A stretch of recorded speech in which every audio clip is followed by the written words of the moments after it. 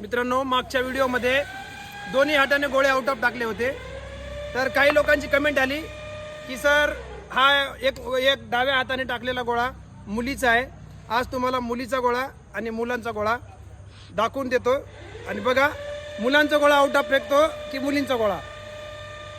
हे बघा, हे मुलींचा गोळा आहे, हे मुलांचा गोळा. बघ गोळा.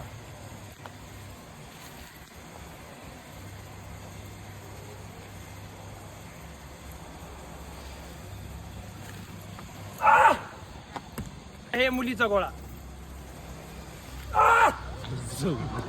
आणि हा डाव्या हाताने गोळा बघ, हे मुलाचा आहे, मुलीचा नाहीये.